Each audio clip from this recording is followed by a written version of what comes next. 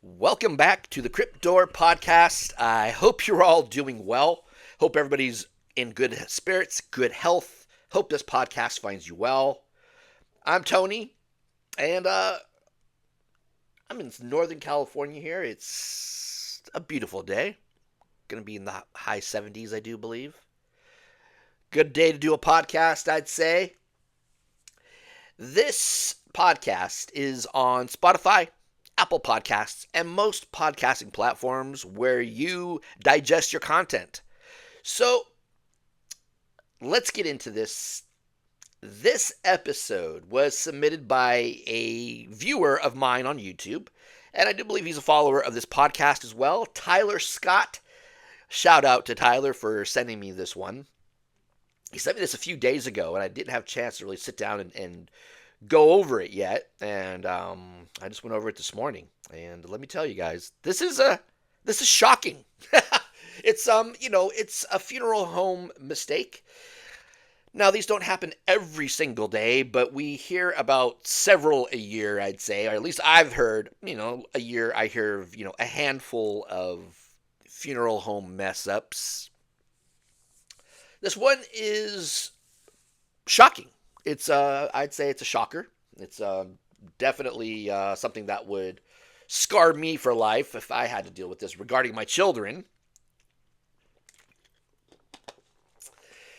Excuse me. Today, this episode is a story about grief, trust, and an unimaginable mistake.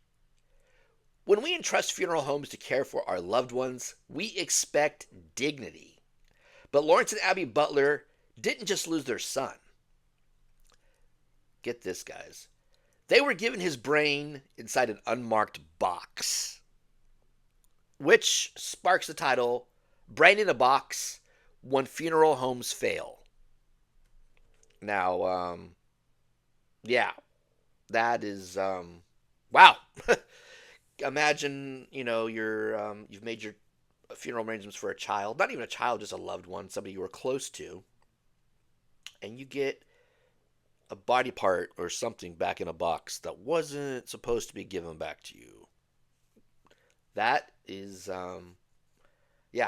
whoopsie, that's not good, So, Timothy Garlington died in Georgia in 2023. He was a U.S. Marine veteran, and he was working as a financial aid director. His parents flew in to take care of his arrangements. His body was sent from Southern Cremations and Funerals in Georgia to Nix Nix Funeral Home in Philadelphia. So they had two different funeral homes handling his remains. Now, even though it was two separate funeral homes, I still don't see that being, there's any excuse for what these poor people had to go through. Days later, the family retrieved personal items after the funeral. Inside a white cardboard box was a red box, unmarked. Abby tried to open it, but she couldn't. So I guess what happened was that, what is this? Oh, we don't know. Okay, we'll just throw it in our car right now. And I guess they forgot about it for a few days. Days later, their car reeked of death, a smell, leaking fluid. When Lawrence moved the box, fluid touched his hands. Turns out it was brain matter.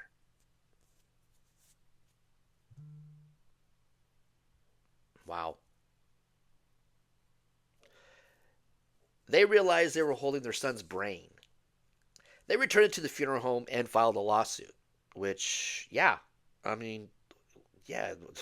could you not? That's crazy.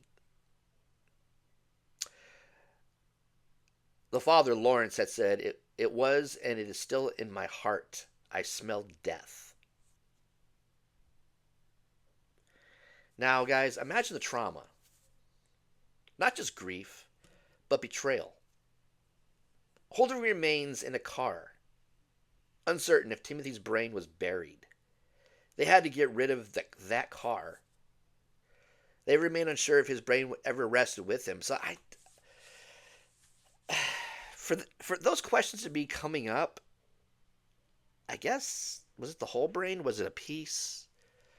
Maybe it was a piece of the brain, because it never really said. Maybe it was a piece of the brain that was taken during the autopsy or something, possibly, but I really don't know. The butlers say both funeral homes mishandled remains and inflicted emotional distress. Their lawyer, L. Chris Stewart, says no brain should be shipped in that manner if separated. It must be sealed and labeled biohazard. Nix and Nix claim the box came from Georgia and that a state board absolved them, though no documents were ever shown. So that's what they claim.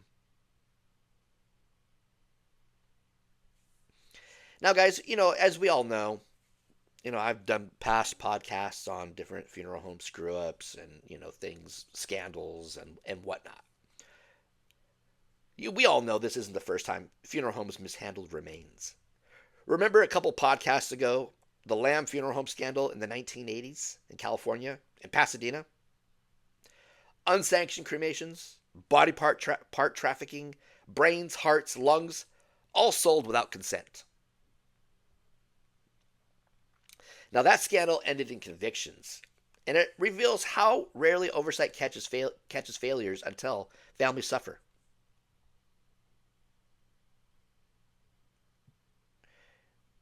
Now, how are funeral homes regulated?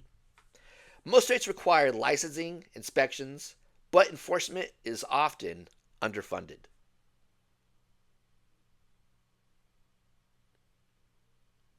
States inspect, but many facilities operate across state lines, which complicates accountability. When remains move from Georgia to Pennsylvania, which board is responsible? The Butler case highlights these gaps. You're listening to Brain in a Box. This episode is supported by you guys. Thank you all so much for your support, guys. It means the world to me. It really does.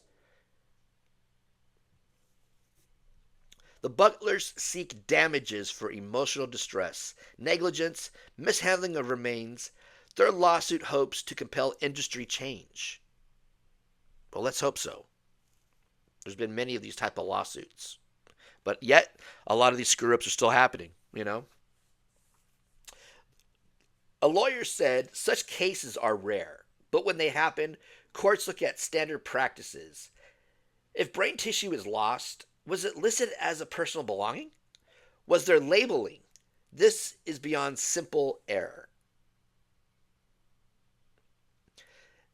They also want to know, was Timothy's brain ever buried with him? They fear he rests incomplete.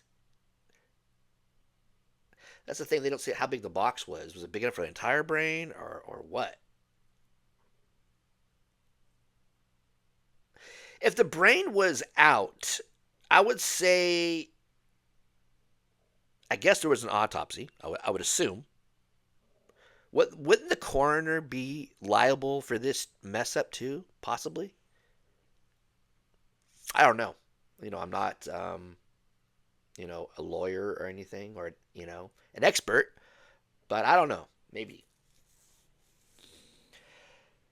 Consider what trust we put in professionals. Mortuary care is intimate. Families expect nothing but respect, which they deserve. They do deserve that.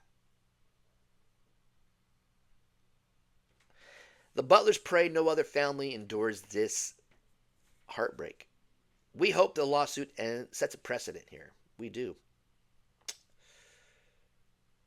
If you're planning funerals or managing logistics, ask questions. Insist on protocols. Demand labels. Know what's shipped. That is so true. When you're planning a funeral arrangement, no question is a dumb question. Ask questions. Know what's being shipped. Know how it's being handled. It can only save you and the family and your family a lot of heartbreak later, possibly.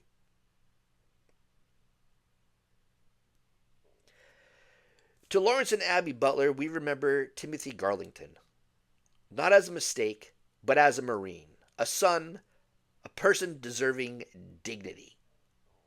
And that is so true. He deserves dignity. Timothy, thank you for your service to this country. But guys, wherever you are digesting this content, whether it be Apple Podcasts, Spotify, YouTube, yes, I have a YouTube channel for this podcast. Put in the comment box below how you feel. How you would feel. What would it just drive you insane if that was your child's brain in a box that a funeral home should have found and handled it properly? I don't know what I would do. I would lose my mind, I guess. Pretty much. That would just be horrible. If your family member dies, it's bad enough. And here you are getting body parts back that's not supposed to be there. And then I guess it started to leak in the car. I'm sure decompose. Family had to get rid of that car. The parents had to get rid of their car because they couldn't stand to even be in it anymore. That's very, very sad. Very unfortunate. I don't wish this on anybody. I don't. It's insane, to say the least.